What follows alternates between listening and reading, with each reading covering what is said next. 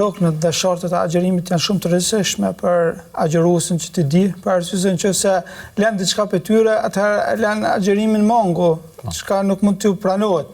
Edhe sikurse në jetën tonë të përditshme që gjatë veprave tona ka kushte për atë vepra, para kushte, po ashtu të njëjtën kohë ka gjëra që i prishin atë vepra apo që janë të pëlqyeshme për me bë gjatë kryesës së atyre vepra, edhe në adhurimet tona që i bëjmë çdo ditë, sidomos adhurimet shumë të rëndësishme siç janë agjerimi, namazi, dietarët kanë nxjerrë rukne, sharte prej Kuranit dhe Sunetit, në mënyrë që ai adhurim të jetë i plot dhe pa mangësi.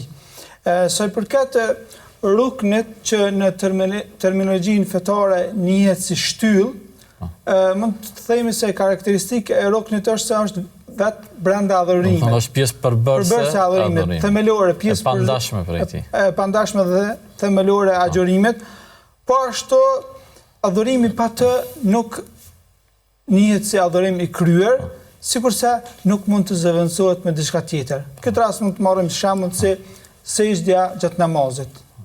Pa sejdë nuk ka namaz, ose qëndrimi në Arafat gjatë haxhit.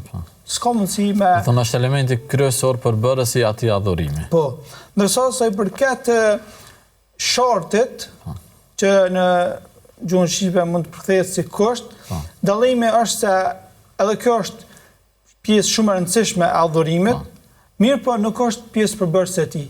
Mund të jetë si kusht para adhurimit ose gjatë adhurimit, por nuk është pjesë përbërëse e tij,